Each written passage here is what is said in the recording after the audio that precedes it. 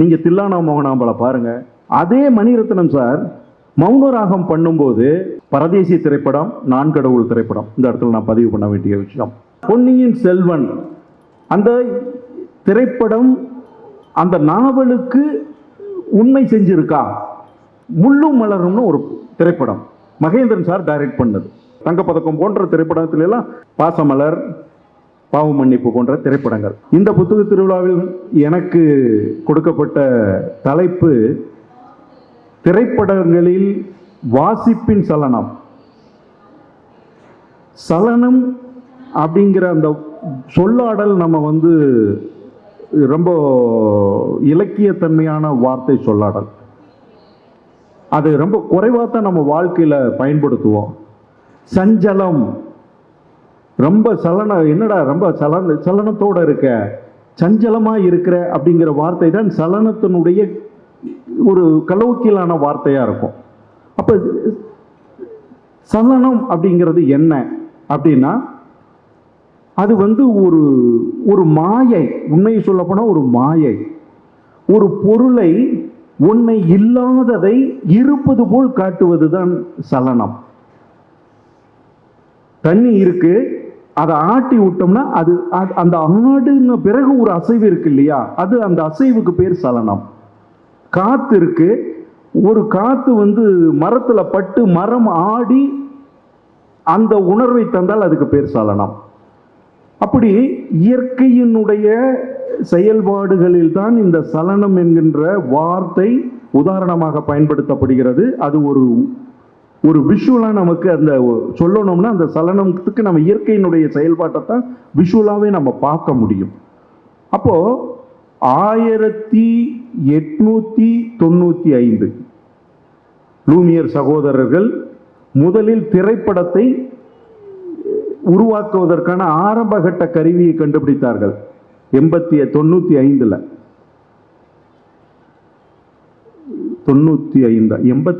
நினைக்கிறேன். அன்னைக்கு இதுக்கு திரைப்படம் என்று பெயர் கிடையாது. சலன படங்கள் இல்லாததை இருப்பது போல் காட்டுகிறதுக்கு சலனம் என்றால், அதற்கு அவர்கள் வைத்த பெயர் சலன படங்கள் தான். அதிலிருந்து அந்த சலன படங்கள் கண்டுபிடிக்கப்பட்ட 1வது வருடத்துல மும்பையில நம்ம இந்தியா அதை கேப்சர் பண்ணிக்கிச்சு. அதுக்கு அடுத்த வருடத்துல சென்னை கொண்டு வந்தாச்சு. 87ல் சென்னைக்கு வந்துருச்சு. 2 வருடங்களில் அந்த சலனம் நம்ம அடைஞ்சிருச்சு. உலகம் தழுவிய வரையில் அது போய் சேர்ந்து அந்த சலன படங்களை உலகம் கண்டுபிடித்து அதை அங்கீகரிப்பதற்கு முன்னால் முதலில் இங்கு சேர்ந்தது. அதுக்கு மிக முக்கியமான காரணம், ஆங்கிலேயர்கள் இங்கு ஒரு ஆட்சி பொறுப்பில் இருந்தது. ஏன்னா அந்த தொழில்நுட்பத்தை இங்கு கொண்டுகிட்டு வருவதற்கு எளிமையாக அந்த ஆட்சி அதிகாரங்களும் அதை பயன்படுத்திய ஆங்கிலேயர்களுடைய தொடர்பும் நமக்கு எளிமையாக கொண்டாந்து சேர்த்துருச்சு. 100 வருடங்களை அந்த சலனப்படம் மூவ் பண்ணி பேசி நகர்ந்து இன்று தொழில்நுட்ப ரீதியாக மிக பிரம்மாண்டமாக விரிந்து நம்மளுடைய மொபைல் போன்ல கூட அதை எடுக்கிற அளவுக்கு வளர்ந்து நிற்குது. அந்த சலன திரைப்படம், அந்த சலனம் இல்லாதது இருப்பது போல் காட்டுகின்ற அந்த நிலை ஆரம்பத்தில் இங்கு எப்படி எடுக்கப்பட்டது, அதனுடைய தொடர்ச்சி எதுவாக எடுத்துக்கிச்சுன்னா, இலக்கியங்களை தொடுவதற்கு பதிலாக புராணங்களை அது தொட்டுது. வாசிப்பின் சலனம் அப்படின்னா, திரைப்படத்துக்குள்ள வாசிப்பின் சலனம், வாசிப்பு சார்ந்த சலனம் அப்படின்னு வருவதற்கு காலம் ஒரு 1930க்கு பிறகுதான் அதனுடைய வீழ்ச்சி நமக்கு இருந்தது. ஆனா அதுக்கு முன்னாடி ஒரு 30 வருடம் எந்த வாசிப்பின் சலனங்களாக திரைப்படம் இருந்தது அப்படின்னா, புராணங்கள், அதன் சார்ந்த தாக்கங்கள் தான் திரைப்படங்களில் இருந்தது. அன்று இந்தியாவில் இருக்கக்கூடிய அனைத்து மொழிகளிலும் அதிகமாக எடுக்கப்பட்ட படங்கள் மகாபாரத கதைகளும் ராமாயண கதைகளும் தான். அந்த வாசிப்பினுடைய சலனமாகத்தான் திரைப்படம் இருந்தது. அதற்கு பிறகு 1930 அதிலிருந்து ஒரு மாற்றம் ஏற்படுகிறது. அந்த மாற்றம் கே. சுப்பிரமணியம், தமிழ் திரைப்பட உலகில் பார்த்தீங்கன்னா கே. சுப்பிரமணியம் அவர்கள் தியாக பூமி என்ற திரைப்படத்தை ஒரு நாவலை திரைப்படமாக, அந்த வாசிப்பினுடைய தொடர்ச்சியாக திரைப்படமாக்குறார். தமிழ் திரைப்படம் இதுவரையிலும் 100 வருடங்களை கடந்து நிற்குது. ஆனால் தமிழ் திரைப்படத்துக்குள்ள வாசிப்பில் திரைப்படத்தில் ஏற்பட்ட சலனங்கள் பார்த்தீங்கன்னா மொத்தம் ஒரு 100 படங்கள் தான் இருக்கும். 100 படங்கள் தான் வாசிப்பில் இருந்து திரைப்படமாக மாறி இருக்கிறது. வருஷத்துக்கு 140 படங்கள் இருந்து 200 படங்கள். அப்ப 100 வருஷத்துல நீங்க கணக்கிட்டீங்கன்னா கிட்டத்தட்ட 2,20,000 எத்தனை எவ்வளவு வருது?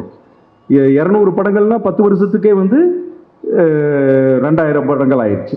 100 வருஷத்துக்குன்னா 25,000 30,000 திரைப்படங்களுக்கு மேல இருந்தாலும் 100 படங்கள் தான் வாசிப்பில் இருந்து திரைப்படத்துக்கு சேர்ந்திருக்கு.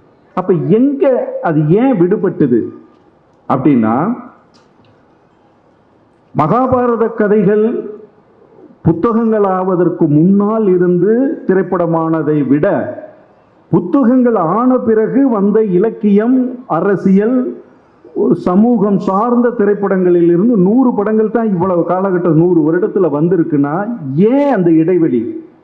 சரி, இங்க தமிழ்ல மட்டும்தான் அப்படியா அப்படின்னு பார்த்தா, ஹிந்தி, வங்காள மொழி, குஜராத், இப்படி மலையாளம், இப்படி அனைத்து மொழிகளிலுமே வாசிப்பில் இருந்து தொடர்ச்சியாக திரைப்படமாவது என்பது எண்ணிக்கையில் குறைவாகத்தான் இருக்கிறது. அதற்கு காரணம், திரைப்படம் என்பது ஒரு இலக்கியத்தினுடைய தொடர்ச்சியாக அது தன்னை வடிவமைத்துக் கொள்ளவில்லை. அது ஒரு வியாபாரத்தன்மை.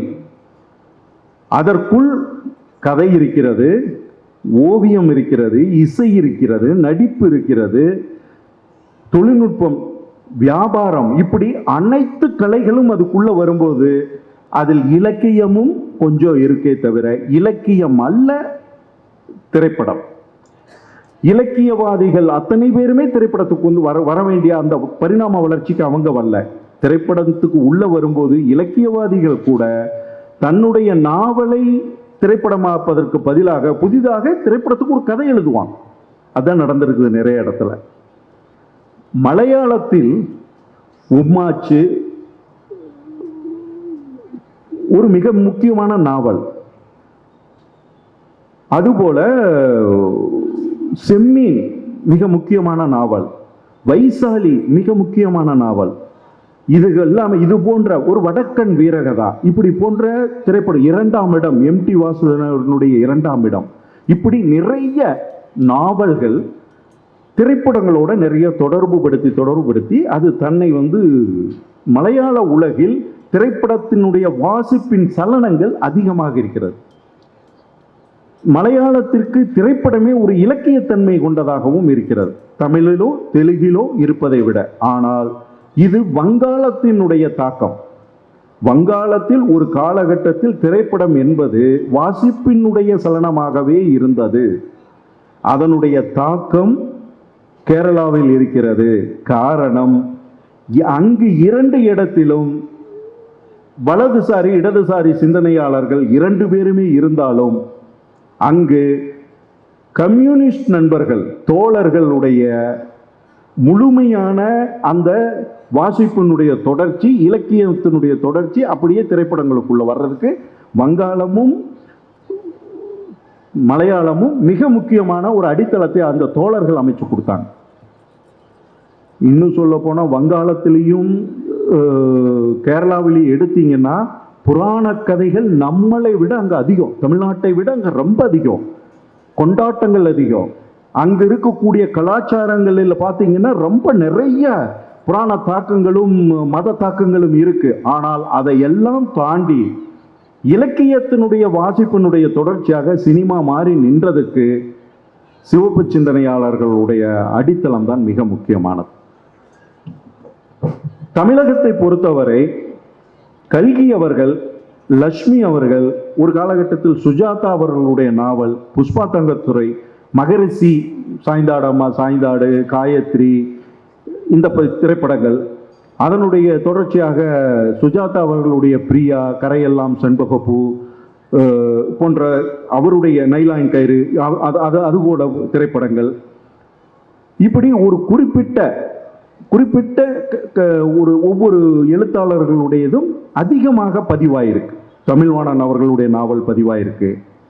ஆனால் தொடர்ச்சியாக எண்ணிக்கை வைஸ் பார்த்தீங்கன்னா சுஜாதா அவர்கள், கல்கி அவர்கள், லட்சுமி அவர்களுடைய நாவல்கள் தான் அதிகமாக திரைப்படங்கள் ஒரு சலனப்படமாக ஒரு திரைப்படமாக இலக்கியத்திலிருந்து மாறினது நடந்திருக்கு.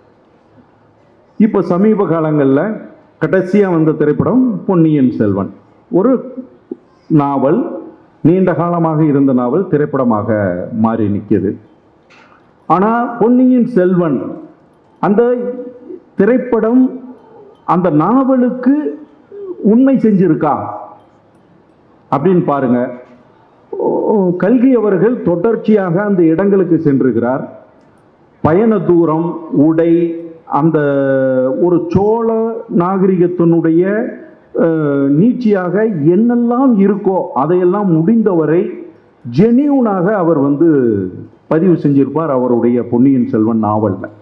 ஆனால் அதே நாவல் திரைப்படமாகும் போது அது பதிவு செஞ்சிருக்கா அப்படின்னு கேட்டீங்கன்னா, என்னை பொறுத்தவரை நான் ஒரு விமர்சகனாக சொல்வேன், அது பதிவு செய்யவில்லை.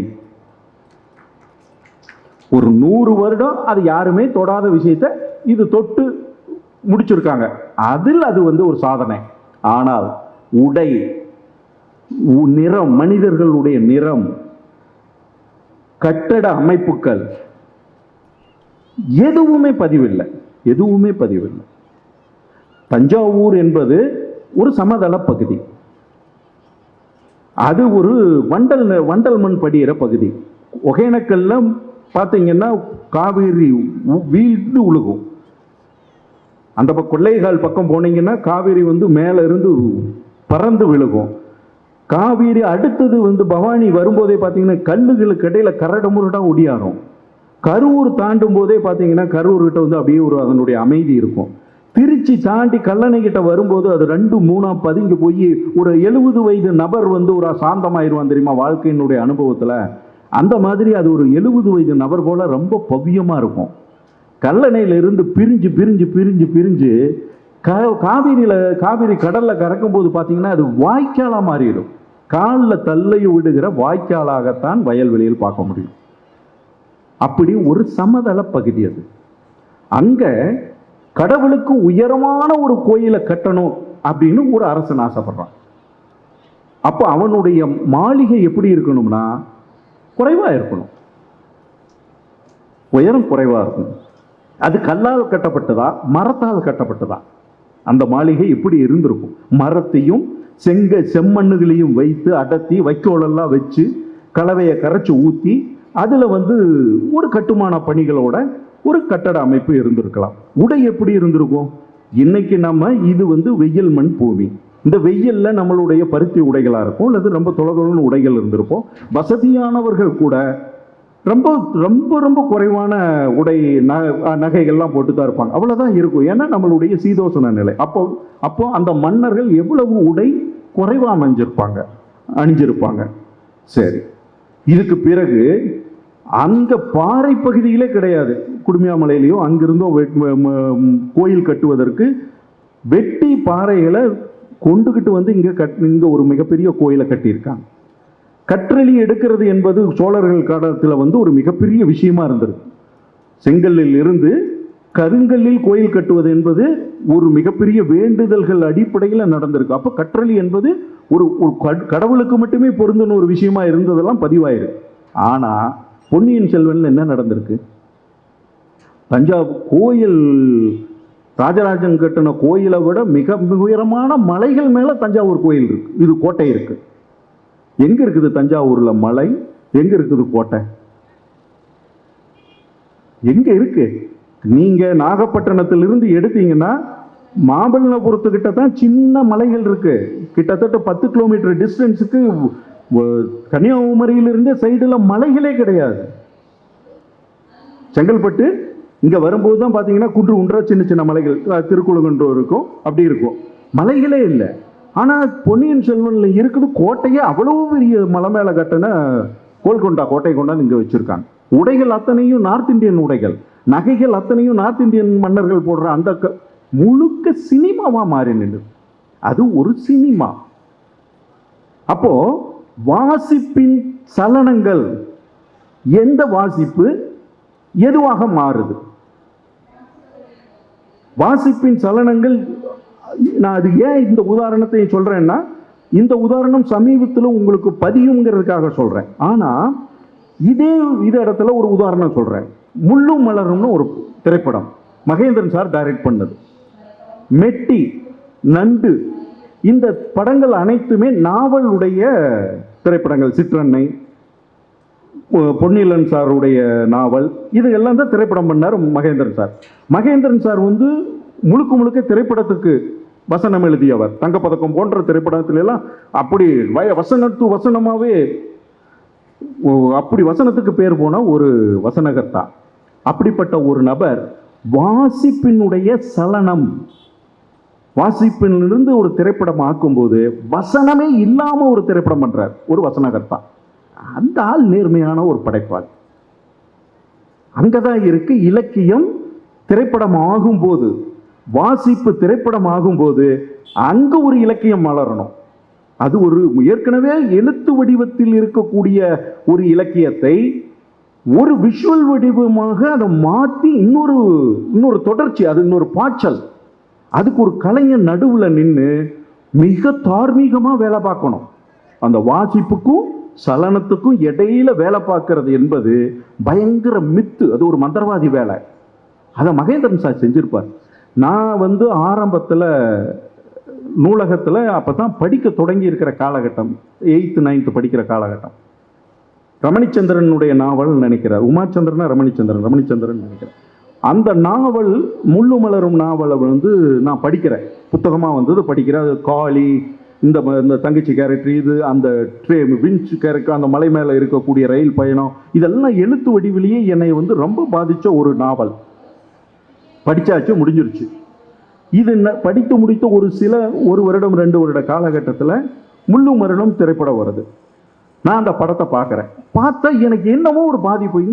இந்த கதையை எனக்கு முன்னாடி தெரியுமே, இந்த கதை எனக்கு முன்னாடி தெரியுமேன்னு சொல்லிக்கிட்டே இருக்கேன்.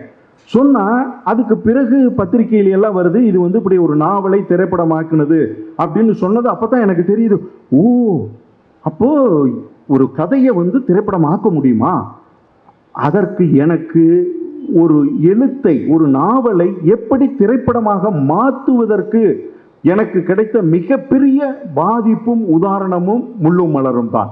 இன்னைக்கு வரையிலும் எனக்கு முள்ளும் மலரும் ஒரு வாசிப்பினுடைய சலனங்களாக முள்ளும் மலரும் தந்த அந்த நேர்மையை தமிழ் திரைப்பட உலகில் நான் பார்த்த வரையில் வேற எந்த திரைப்படங்களும் தரல. எல்லாம் திரைப்படமாயிருக்கு. ஆனால் அதில் இருந்த மகேந்திரன் சார்கிட்ட இருந்த நேர்மை சொல்றேன். இது முன்னாடி யாருகிட்ட இருந்ததுன்னா பீம்சிங் அவர்கள்கிட்ட இருந்தது. பீம்சிங் அவர்கள் பாசமலர், பாவ மன்னிப்பு போன்ற திரைப்படங்கள், இந்த படங்கள் அனைத்துமே பக்கிம் சந்திரர், சரச்சந்திரர் போன்ற பெங்கால் நாவல்களுடைய தாக்கத்தில் ரைட்ஸ் வாங்கியெல்லாம் நிறைய பண்ணியிருக்கார். அது முழுக்க ஒரு இலக்கியம் திரைப்படமாவதற்கான அந்த நேர்மையோட பீம்சிங் சார் அணுகியிருக்கார். அதற்கு முன்னால் சதி லீலாவதி, S.S. வாசன் அவர்கள் எழுதிய ஒரு கதை. அந்த கதையை எம்ஜிஆர் அவர்கள்லாம் நடிச்சிருப்பார், எல்லிஸ் டங்கன் டைரக்ட் பண்ணியிருப்பார். அது திரைப்படமாக ஒரு மாற்றத்தை தந்திருக்கும், ஒரு நேர்மையான அணுகுமுறையில் இருந்திருக்கும். இதையெல்லாம் விட ஒரு உச்சமான இன்னொன்னு சொல்ற, கொத்தமங்கலம் சுப்பு அவர்கள் எழுதிய தில்லானா மோகனாம்பா, கிளாசிக். நீங்க தில்லானா மோகனாம்பல பாருங்க, கோபுல அவர்கள் அதுக்கு ஓவியம் வரைஞ்சிருப்பார் ஆனந்த விகடன் தொடர்ல. அந்த ஓவியமும் அந்த அதில் இருந்த அந்த அந்த அந்த செட்டு, அந்த காஸ்டியூம்ஸ், அந்த கேரக்டர்ஸ்கள்லாம் எப்படி இருக்கணும் எல்லாத்தையும் அப்படியே பதிவு பண்ணியிருப்பாரு அந்த திரைப்படத்தில்.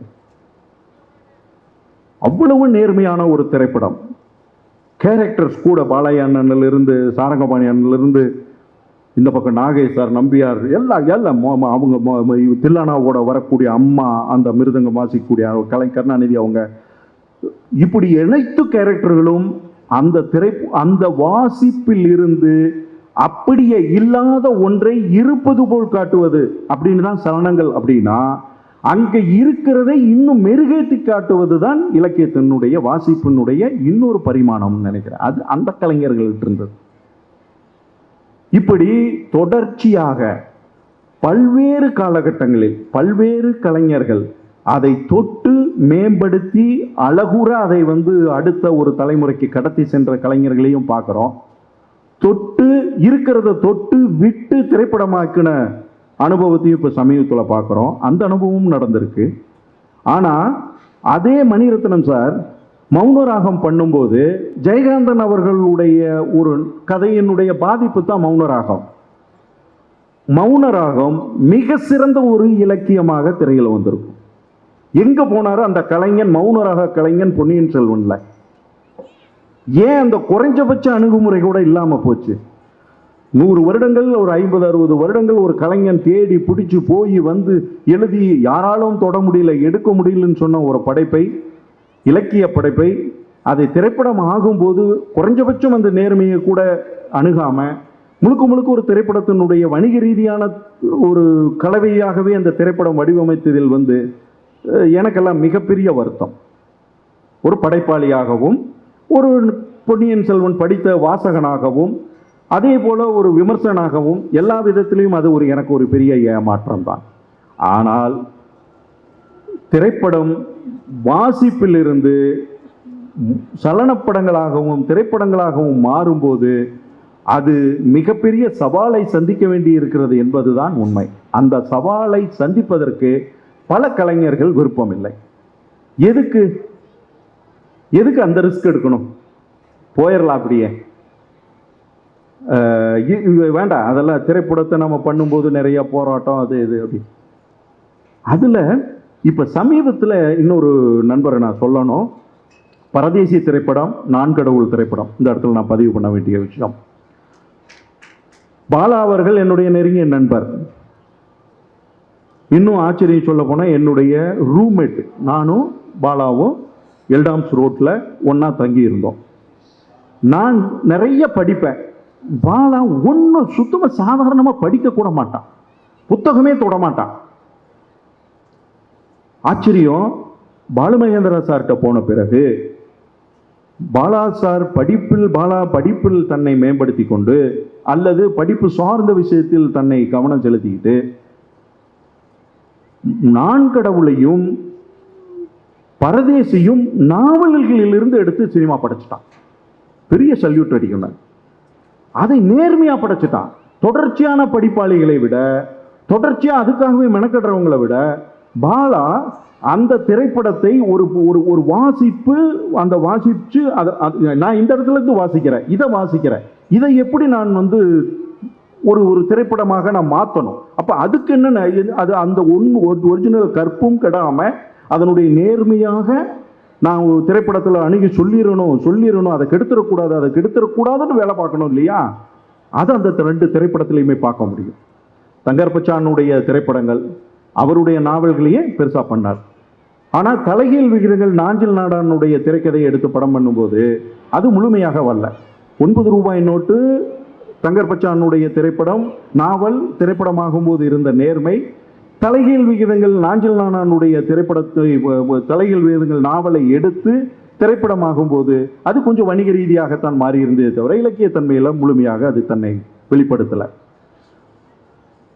இப்படி பல பேர் வாசிப்பில் இருந்து சலனத்துக்கான முயற்சிகள், அந்த சலனமாக மாற்றுவதற்கான முயற்சிகளில் அந்த மித்து சில இடங்கள்ல ஒரு மந்திரவாதிக்கு பிடிபட்டிருக்கு. சில இடங்களில் வேண்டாம் அப்படின்ட்டு அவங்க கடந்து போயிருக்காங்க. சில பேர் முயற்சி செஞ்சு தோத்து போயிருக்காங்க. சில பேர் முயற்சி செஞ்சு மிகப்பெரிய சாதனையாளர்களாகவும் மாறி இருக்காங்க. இதுதான் இந்த 100 வருடத்தில் இந்த திரைப்படங்கள் உலகத்தில் வாசிப்பினுடைய தொடர்ச்சியாக நான் பார்க்குறேன். இன்னைக்கு இருக்கக்கூடிய இளைஞர்கள், திரைத்துறையில் இருக்கிற இளைஞர்கள் அந்த வாசிப்பினுடைய தொடர்ச்சியாக திரைப்படத்தை பார்க்குறாங்களா, அல்லது வாசிப்புக்குள்ளே இருந்த திரைப்படத்தை மேம்படுத்தி காட்டணும்னு நினைக்கிறாங்களா அப்படிங்கிறதுல எனக்கு நிறைய இளைஞர்களோட போய் பழகி அவங்கெல்லாம் உண்மையிலுமே படிக்கிறவங்களா படிக்காதவங்களான்னு தெரியாதனால என்னால் சரியாக விமர்சிக்க முடியல. ஆனால் பொதுவாக படைப்பு ரீதியாக பார்க்கும்போது காக்கா முட்டைன்னு ஒரு படம் மணிகண்டன் இயக்கியிருப்பார். அது 100 இலக்கியத்துக்கு சமமானது. அது ஒரு நீங்கள் பார்த்தீங்கன்னா நாவலில் இருந்து அது திரைப்படம் ஆகாமல் இருக்கலாம். ஆனால் திரைப்படத்தில் இருந்து அதை புத்தகமாக வெளியிட்டீங்கன்னா 100 இலக்கியத்துக்கு சமமானது காக்கா முட்டை. கடைசி விவசாயி மிக சிறந்த ஒரு இலக்கிய படைப்பு. அது ஒரு நாவலாக நீங்கள் அந்த திரைப்படத்தை நாவலாக மாற்றும். அப்போ நான் என்ன நினைக்கிறேன்னா, வாசிப்பினுடைய தொடர்ச்சியாக சலனப்படங்கள் இருக்க வேண்டும் என்பதை தாண்டி சலனப்படங்களில் இருந்து ஒரு இலக்கியமாக விஷயங்கள் வாசிப்புக்கு கொண்டு வரணும்னு நினைக்கிறேன் நான். ஏன் திரைப்படங்களை இலக்கியமாக மாற்றக்கூடாது? சரி, நாம் இலக்கியத்திலிருந்து திரைப்படம் ஆக்குறதுல நிறைய பிரச்சனை இருக்கலாம், வணிக ரீதியான பிரச்சனை இருக்கலாம், அது இருக்கு. அது சுதந்திரத்தை படைப்பாளிகிட்டு விட்டுருவோம். படைப்பாளி எதை வேணாலும் படைக்கட்டும். அந்த படைப்பில் சிறந்த படைப்புகளை அப்படியே எடுத்து அதை திரைக்கதை வடிவத்தில் எழுதாம நாவல் வடிவத்தில் அந்த கதையை நாவல் வடிவத்தில் உணர்ச்சிகளோட அவன் என்ன நேரேட் பண்ணியிருக்கான், பின்னாடி ஒரு கழுதை வருது, பின்னாடி ஒரு வண்டி வருது, அந்த அவன் அட்மாஸ்பியர் கிரியேட் பண்ணியிருந்தானா அதை அப்படியே எழுத்து வடிவத்தில் கொண்டு வந்து ஏன் அதை இலக்கியமாக மாற்றக்கூடாது? சலனத்தை வாசிப்பாக மாற்ற வேண்டும் என்று நான் ஆசைப்படுகிறேன். அதை இன்றைய இளைஞர்கள் சலன படங்களில் நிறைய இலக்கியங்களை படைச்சுக்கிட்டு இருக்காங்கன்னு எனக்கு தோணுது. படங்கள் பார்க்கும்போதெல்லாம் தோணும். மிக சிறந்த படைப்பாளிகள் இளைஞர்களாக இருக்கிறார்கள். எதிர்காலத்தில் மிக சிறந்த இலக்கிய படைப்புகளை திரையில் தருவார்கள். அந்த படைப்புகள் அனைத்தும் வெறும் திரைக்கதை வடிவத்தில் வாசிப்புக்கு வராமல் அது ஒரு நாவலும் இலக்கியமாக மாறி நிற்க வேண்டும் என்ற ஆசையுடன் இந்த உரையை முடித்துக் கொள்கிறேன். நன்றி, வணக்கம்.